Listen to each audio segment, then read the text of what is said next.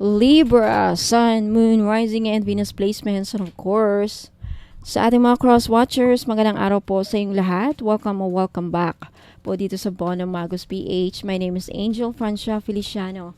Now, in today's video, Libra, alamin natin kung ano yung magiging kapalaran ninyo para sa buwan ng Abril. Paalala lang, Libra, sa lahat po ng mga nanonood, lahat po ng tarot readings ko dito sa YouTube ay general reading lamang. So, ibig sabihin, di po lahat ay makaka-resonate. Kunin nyo lang kung saan kayo nag-resonate, Libra, at iwan yung hindi. Alright, we'll start with your main energy of the month. Ano yung main energy ng ating Libra for the month of April? Main energy of our Libra for the month of April.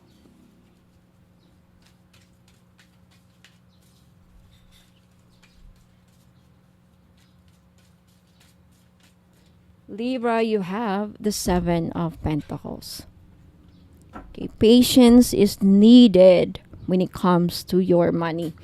But let's clarify this. Bakit andito yung Seven of Pentacles? What's this about? What's this all about? Ayusin ko lang yung chair ko.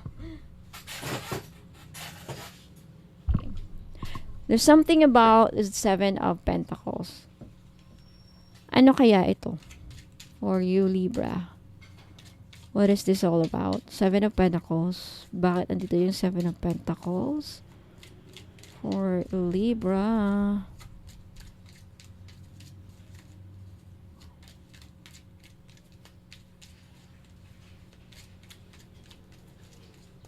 Alright, Libra, it's clarified by the Nine of Swords, the Wheel of Fortune, and the Strength card. Okay, I feel like lakasan nyo lang ang loob nyo when it comes to your finances this month. Okay? I feel like marami sa inyo ang nagwo-worry, right? Pagdating sa inyong mga investments, sa mga binabalak ninyo, sa mga financial plans ninyo, Libra, pagdating sa mga expectations ninyo sa pera, finances, mga ininvest ninyo, sa mga inaantay niyong pera, you are also anticipating some money. And also the result. I feel like marami sa inyo, you're planting your seed. Ano yung sinasabi kong planting a seed? Meron kayong ginagawa siguro para pagkaperahan. And then you are anticipating. Yung mga anticipation na yan, magiging worry. If you are worried about this month, kung parating na, I feel like lakasan nila, ituloy nyo lang with the Strength card, ituloy nyo lang ang pagpupursige mo sa kung ano man mga plano mo pagdating sa pera. This could be in a form of investments, this could be pagtatanim, planting your seed, and then watching it grow para magbunga. Okay? Now, it takes time. Patience is kailangan. So, habaan ninyo ang pasensya ninyo. Antayin niyo lang kasi darating din yan. Hindi agad-agad magbubunga. Okay, patience is needed. Kailangan niyo talagang mag-antay. Yung iba sa inyo siguro talaga, Libra, hindi makaantay eh. Merong swerteng paparating. Okay? I feel like ang kinakatakutan niyo kasi, Libra, yung iba sa inyo, kinakatakutan yung mangyari is bumaba o lumugbok kayo or totally kayong magkaroon ng ma-down, ma-failure, magkaroon ng failure sa finances niyo. Okay, I don't think it's gonna happen because the Nine of Swords is energy kung saan nasa isipan mo lang yan. Hindi naman totally yan nang wawari. So, sobrang pag-alala lang yan. Alright? Now, punta naman tayo sa inyong relationship. Ano yung mga dapat niyo malaman pagdating sa relationship niyo this April, Libra? When it comes to your relationship, mga dapat malaman ng ating Libra sa kanilang relationship, romantic or anything. Libra. Relationship. Love and relationship for our Libra for the month of April. Alright, Libra, you have Forcer. Okay, meron ditong, di ko alam kung sino to, possibly ikaw, yung iba sa inyo siguro, yung person mo, pinipilit ang sarili. Namimilit? Sinong namimilit, Libra? Pinipilit mo ba ang sarili mo? Pinagdikdikan mo ba ang sarili mo? Or maybe this is your person. So, makaka-resonate lang ha. Okay. Forces their way in, uses force to get what they want. There's someone in your life possibly na pinipilit nila yung sarili nila na makuha, kung hindi sarili nila ang pinipilit nila sa'yo, pinagdikdikan, pinagsiksikan ng sarili sa'yo, pinipilit na mahalin ka, pinipilit na mahalin mo siya, pinipilit na maging kayo. This could be your person. Yung iba sa inyo. Nakaka-relate ba kayo? May person ba kayo na, oo nga ma'am, pinipilit niya ang sarili niya sa akin at ayaw ko sa kanya. O, i-clarify natin bakit. Tignan natin kung lalabas ang baraha. Bakit niya pinipilit ang sarili niya sa'yo? Or baka ikaw to, Libra, yung iba sa inyo, baka ikaw rin ang namimilit. Pinipilit mo ang sarili sa taong ayaw sa'yo. Delikado yan kasi once na magkamali ka, yan na lahat na makikita sa'yo. Kahit anong gawin mo, Three of Cups, kahit anong gawin mo, walang magandang, hindi ka niya ma-appreciate kahit anong gawin mo. Okay. Alright. Bakit andito yung forcer for Libra?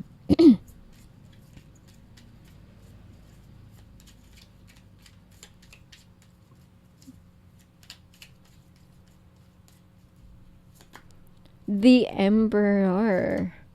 The Judgment. The Wheel of Fortune. Okay. I feel like meron dito, pinipilit nilang magkabalikan kayo. Or baka pinipilit mo rin yung iba sa inyo, kayo Virgo, ang namimilit na magkabalikan kayo ng person mo. I feel like whoever this is someone na siya na susunod. Yeah, with the Emperor. Someone who doesn't take no for an answer. Ayoko. Di ako papayag na maghiwalay tayo. Ayoko. Ito ang gusto ko. This could also be like, hindi sa ipinipilit ang sarili, but there's someone perhaps in your life, Libra, this could be anybody, your boss, your friend, kapitbahay. Because when I say relationship, this could be friendship, this could be community, this could be your boss, this could be someone in your life sa buwan ng Abril na ipipilit niya, gusto niya siya ang masusunod. Perhaps sa community, perhaps yung iba sa inyo sa group of friends mo, perhaps sa katrabaho mo, and then magkakaroon siguro ng problema. Bakit ba niya pinipilit yung gusto niya? Hindi nga yan ang pwede. Baka yan ang pagkaawayan ninyo, maging issue sa relationship, magiging problema mo sa relationship, sasakit ang ulo mo. Sakit ng ulo ko dyan sa tao na yan. Pinipilit niya na yan ang gusto niya. Ayaw, hindi nga pwede. O baka yan, maging malaking issue sa'yo sa buwan ng Abril. But I feel like the message here with the Judgment, it's just let it go. Let it go with the judgment. This is the message. This is the advice. Let it go. If there's someone, if hindi ito tao na pinipilit niya ang sarili niya, if this just could be a parent, your lolo, your mother, your father. Minsan kasi ang mga matatanda na patitigas ang ulo, pinipilit niya. Pinipilit nila ang gusto lang parang bata ba na sila ang nasusunod, gusto niya yung gusto niyang masunod. I feel like with the Judgment, just let it go. Huwag ka nang makipagtalo para iwas gulo or hindi ka na ma-stress or like there's something about giving the angels giving you the advice with the through the Judgment card na hayaan mo na lang. Kasi siguro kung hahayaan mo para matapos na, wala ka ng problema, hayaan mo lang para wala nang gulo. Maybe that way. Okay? Now, punta na tayo sa inyong work. Okay? Libra, ano mga dapat mo malaman sa work? Work. Ano dapat malaman ng ating Libra sa work sa buwan ng Abril?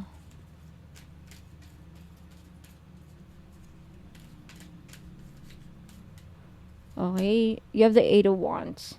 Okay? May paparating sa work. This could be news. Iba siguro, this could be ang matagal nyo nang inaantay na telegrama. Telegrama na matatanggap na kayo sa trabaho. This could be, tignan natin. I-clarify muna natin. Okay? Let's find out ano tong Eight of Wands. Bakit andito yung Eight of Wands sa work mo?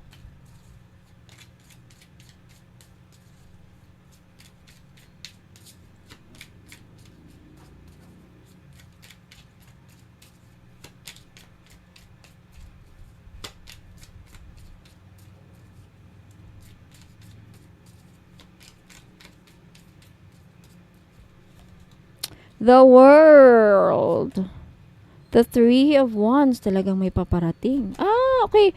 Okay. Sa work, merong paparating na magandang balita para sa iyo, Libra, kung saan yung iba sa inyo, especially sa mga Libra na matagal ng pangarap na makapunta ng ibang bansa. Okay, sa mga Libra natin na nangangarap makapagtrabaho sa ibang bansa, sa buwan ng Abril, makaka-receive kayo ng good news, ma-approve na siguro yung visa ninyo. This is a good news na natanggap ka sa trabahong pinapasukan mo. Siguro may ticket ka na, andyan na. It's talagang tuloy na pupunta ka sa ibang bansa. And the Three of Wands, yeah. Sa trabaho naman, I think iba sa inyo mapupromote, aangat ang posisyon or makakahanap ng bagong trabaho na mas iba sa ini-expect niyo or iba sa mga na-experience niyo before. The Three of Wands. Expansion. Something that you have never experienced before. Something na kakaiba sa mga in-applyan mo before. Hindi ito pangit or hindi ito nakakatakot. But something na first time mong gagawin siguro. First time mong ma-experience. Okay, this could also be like pagpunta ng ibang bansa. When it comes to work naman, ang iba sa inyo mayroon kayong ma-achieve sa work. Yung iba sa inyo ma-promote, yung iba sa inyo ma-relocate sa ibang branch, ibang bansa, ma-relocate sa ibang posisyon, malilipat. There's something about malilipat, okay, sa trabaho. And with the Ace of Wands, there's a new job waiting for you. Libra, good news, mag-uumapaw ang iyong kasiyahan with this news. It is also a blessing. Okay, there's a blessing na matatanggap ninyo sa trabaho. Now, yung blessing at good news na yan, I don't know exactly, but it looks like ikakatuwa mo ito. Okay, ikatutuwa mo. And may healing na mangyayari. For those of you sa work na may nangyaring hidwaan sa work, Libra, if meron kayo naging kaaway sa work, sa trabaho, boss niyo man, ka-work niyo man, I think sa buwan ng April, may healing na mangyayari. May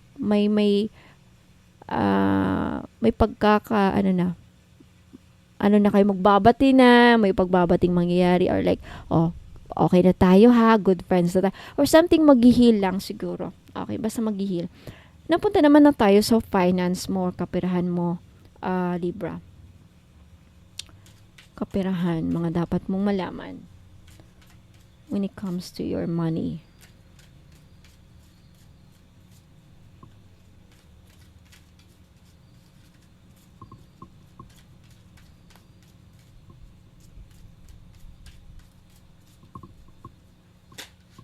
Ooh, King of Pentacles. Wow, I feel like sa pera, right? Sa pera, sa buwan ng Abril, focus kayo sa pera. You're all about money. You're all about making money. Okay, but let's clarify or let's verify this. But nandito yung King of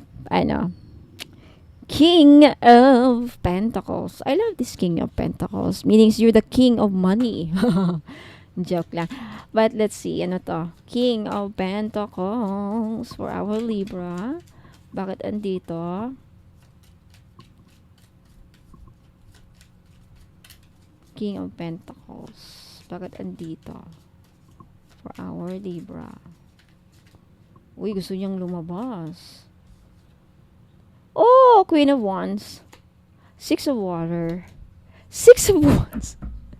Rec- Financial success, financial recognition, financial achievement.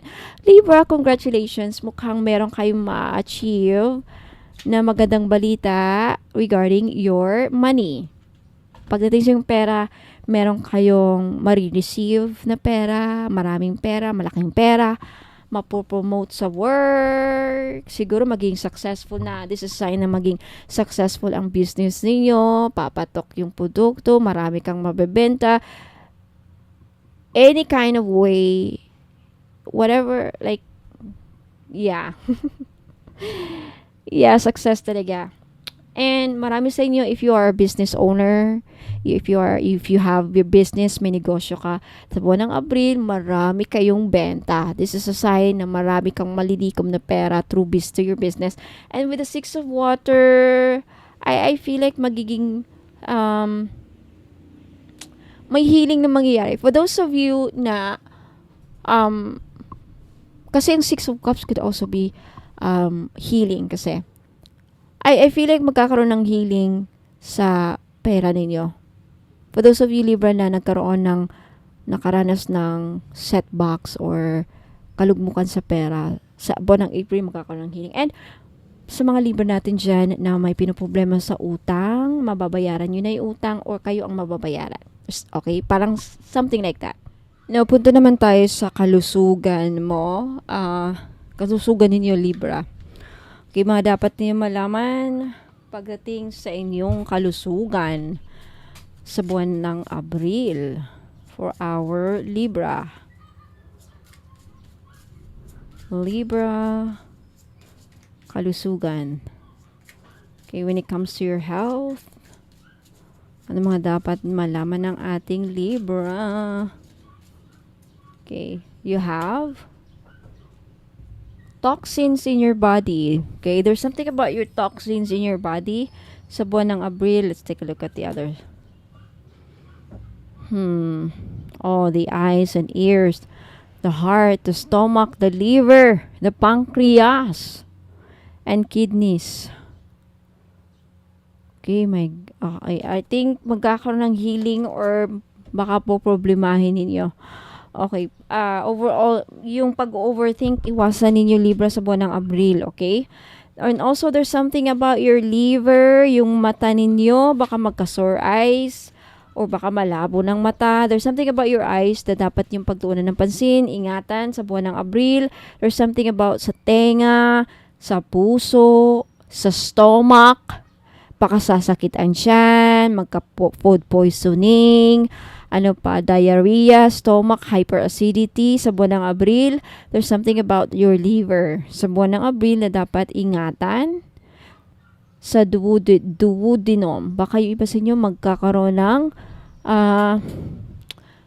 yung ulcer sa ulcer sa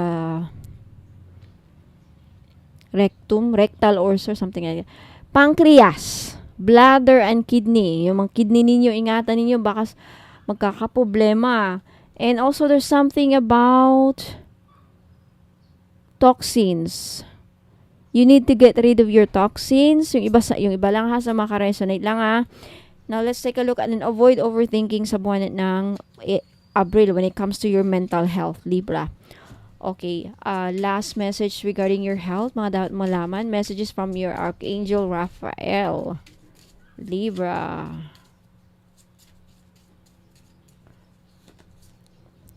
Or leave a stressful situation behind. Okay, iwasan ma-stress, iwasan magpaka-stress sa buwan ng Abril, Libra. Yan ang payo sa iyo ni Archangel Raphael regarding your health. Iwasan ng stress. There's something about your iwasang mag-isip-isip ng kung ano-ano para hindi maiwasang ma-stress, okay? And there's something yung nabanggit ko kanina, yung heart, stomach, liver, pancreas, bladder, and kidney, and eyes and ears. And there's something about yung toxins niyo. Baka yung iba sa inyo magdi-detox, planong mag-detox. Alright, let's take a look at your future energies sa buwan ng Abril, Libra. Sa buwan ng Abril, for our Libra, future energies, please. This is month. I will not take this. Alright.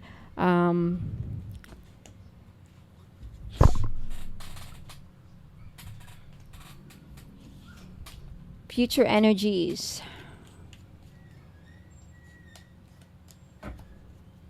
I think that's it. 5 na ba? 3, 4. Oh. Okay, lumagpas pa. Kunin ko na lang to kasi lumabas ulit. This is December. There's something about mangyayari in December. Involvement with the law. Libra. Baka sa December kakasuhan kayo. Dahil sa utang, mapapabarangay sa December, mabibigyan ng summon, kakasuhan ng staffa. There's something about this December, maka-receive kayo ng court order. Kaso. Eagle, some of you, kung ano man mga problemang kakaharapin ninyo sa mga susunod na buwan, Libra, ma-resolve, okay? Malalagpasan ninyo ang mga problema. Next, you have something about your ear talaga. And also good news, okay? Lumabas ulit yung ear, tenga, so I feel like maybe iba sa inyo magpa-check up or something about your tenga or makakareceive kayo ng good news sa buwan ng Abril o sa mga susunod na buwan. There's something about may mga pagbabagong mangyayari sa buhay ninyo sa mga susunod na buwan. After April or around April. And yung iba sa inyo, kung hindi sa April mangyayari yung pagbabago sa susunod na mga buwan after April. There's something about arrow. Yeah, you are on the right path regarding some aspect of your life. So, regarding some aspect of your life, hindi klaro kung anong aspeto ng buhay mo ang nasa tamang landas ka, hindi ka nawawala. Maybe it has something to do with your goal or financial. There's something about your younger man. Sa mga Libra, maybe you are dealing with a younger man. Baka itong lalaki na to sa relationship ang nagpupumilit. Meron siyang gustong ipilit sa'yo na ayaw mo siguro. Gusto na may minute niya magpabili. Or pinipilit niya. Sino tong younger man na very prominent mo sa buhay sa buwan ng April? Now, let's take a look at your angel number. Libra, sa buwan ng Abril. What's your angel number for the month of April for our Libra? Your angel number for this month. Tignan natin yung angel number mo this month. Your angel number is willpower. Wow, meron kayong ma-achieve sa buwan ng Abril, Libra. Congratulations. You will have success. Okay? Magiging successful ang isa sa mga sa proyekto mo. Perhaps this could also be financial success. Meron kang ma-achieve and you will feel successful striving forward. Okay? You will achieve prosperity. Kaya ituloy mo lang yan, ipagpursige mo lang yan. You have the power to change your reality and you have good luck. Okay, basahin ko lang nakasulat dito. Sabi dito, wow, significant events are on the cards for you. You will progress in your endeavors and gain new experience. So, magtatagumpay ka sa lahat ng mga pagkakabalahan mo. Mga pinagagawa mo. Like, maybe sa career, you will achieve success. Sa business, lalago siguro. This means success for you. And the right people and resources will be put on your path. Okay, may mga ipapadala sa iyo mga anghel at ang langit para sa ikabubuti mo. Part yun ng destiny mo to reach your goal, to move forward, to achieve something in your life. An excellent proposal or change is coming up. So, yung iba sa inyo makakatanggap ng mga proposal. Job proposal, business proposal, or anything. This could also be romantic proposal. You are destined for greatness, Libra. So, this is a confirmation na wag bumitaw sa mga pangarap mo. Wag mawalan ng pag-asa. Ituloy mo lang yan kasi you are on the right track. You are on the process pa lang. Hindi mo pa siguro yan ma-achieve ngayon, but hindi ibig sabihin na hindi mo ma-achieve. Just, you are a go-getter. You will reach the prosperity. You will achieve success. You will achieve prosperity. You will move forward. Makaka-strive ka rin. You will strive going forward. And meron kayong ma-achieve. Alright? So, Libra, Sun, Moon, Rising, and Venus placement. Let me know if nag-resonate sa yung reading. Like this video if nagustuhan ninyo.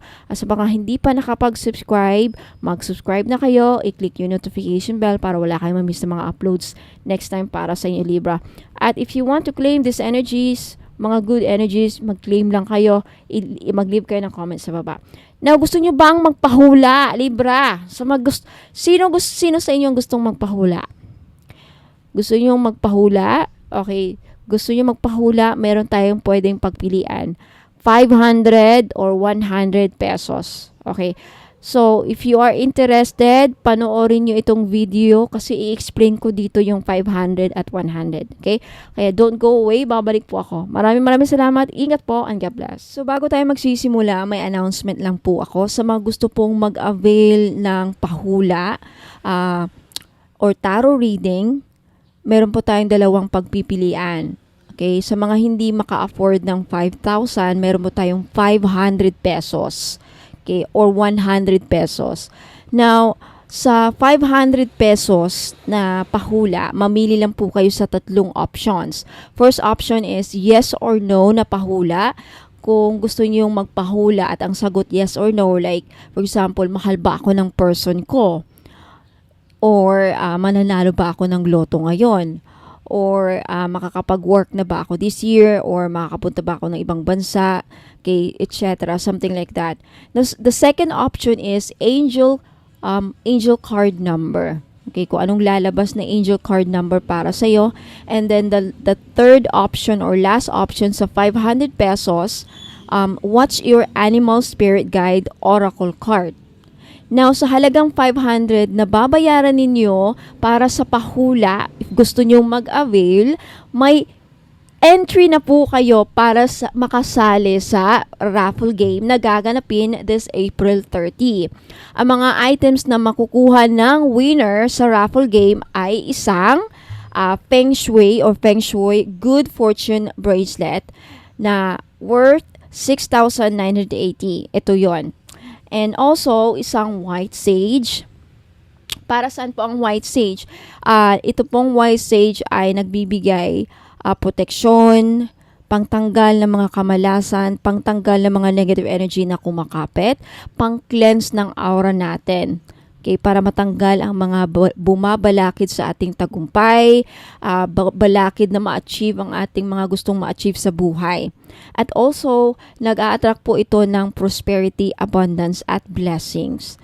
At isang Palo Santo. Now, the Palo Santo is also the same din ng white sage. Okay, ito talaga ang number 1 na pangtanggal ng mga negative energies at pangtaboy sa mga negatibong enerhiya na posibleng kumakapit sa iyo. At pangalis, pangtaboy ng mga evil spirits, mga masasamang elemento na posibleng sumusunod sa iyo at pang-proteksyon sa kulam, mga madam. At also, may tendency din po pala siyang makatanggal ng kulam if hindi pa too late.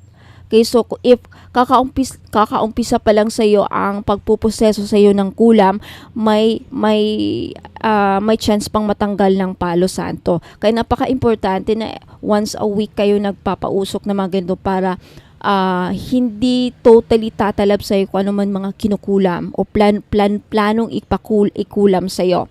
Okay? And also, aside from that, meron kayo matatanggap na money and manifestation oil. Paano ito gamitin? Don't worry, sa makakakuha, magiging ang makakapanalo nito, kung sino man ang magiging winner sa paraffle game na to, mabibigyan ng instruction kung paano to gamitin. Napakasimple lang, no? Ipahid nyo lang ito sa palad ninyo or sa wrist and then mag-manifest lang kayo or mag-pray or isama nyo sa mga rituals ninyo kung may mga sarili kayong ritual. And of course, hindi mawawala ang all-in-one red string. For more information, anong description nito, bakit all-in-one na siya, just visit my website www.abonomagos.com. Now, ang gagawin po sa raffle game ay bunutan. Okay? So, pag sumali po kayo, isusulat ko po ang pangalan ninyo sa papel at ilalagay po sa isang transparent box kasama ng mga iba pang sumali. Ira-raffle po ang mga names ninyo, pangalan na kasulat doon at ang huling mabubunot na pangalan ay ang mananalo po ng mga items na ito. Okay, now sad to say, isa lang po ang magiging winner sa raffle game. Now sa mga hindi naman afford ang 500 na pahula, meron naman po tayong 100 worth na pahula. Yes or no lamang po ang sagot sa pahula at hindi na ako magbibigay ng explanation kung bakit yes or no. Kung ang ipapahula nyo sa halagang 100 pesos, yes or no, ay sagot lang. For example, like mananalo ba ako ng loto this year? Mahal ba ako ng person ko? Ayan, makapunta na ba ako sa ibang bansa, etc. Now, sa worth 100 pesos na babayaran nyo para sa pahula, may entry na naman po kayo sa isang paraffle game, which is, at ang magiging premyo nyo naman po dito is isang high-grade citrine unisex na bracelet. This is worth 980 kasi napaka high grade po ito at meron siyang logo na Bonumagos. Gold plated, non-tarnish yan. Hindi yan magta-tarnish sa inyo kahit mabasa. And also kasama niyan sa 100 is isang 5D money and manifestation oil at isang red string. Ayan. So sa 500 na pahula, ibang mga items ang matatanggap ng mananalo sa raffle game. So worth 100 pesos naman, again, isa rin ang ibang set of items naman ang mapapanalunan ng isang winner. Okay? So sa 500 pahula, ang date raffle, ang date ng raffle event ay gaganapin ngayong April 30 sa Facebook Live. Okay? Sa Facebook Live sa Bonumagos PH Facebook page, yung may blue check po na Bonumagos PH. Now, sa 100 pesos naman na pahula, ang date ng raffle event ay sa April 15 or 18.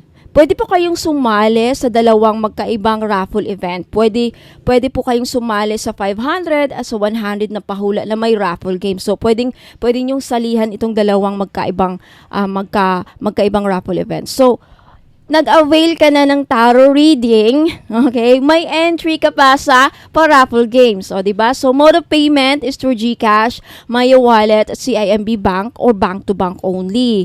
Okay, pasensya na po at hindi ako tumatanggap ng over-the-counter, pera padala, or over-the-counter for pick-up remittances. So, sa mga gusto pong mag-avail ng tarot reading, 500 pesos or 100 pesos, yan lang dalawang pipiliin ninyo, okay? Na may pa-raffle pa, mag-message lang po kayo sa Facebook page, Bonumagos PH. Okay, ito po yung Facebook page ko mga madam sa hindi pa nakakaalam. Okay, ito po ang Facebook page ko, Bonumagos PH na may blue check. Ayan, so mag-PM lang kayo doon at sabihin nyo sa akin na mag-avail po ako ng pahula, 500 pesos or 100 pesos. Okay, maraming salamat. Tuloy na po tayo sa inyong reading.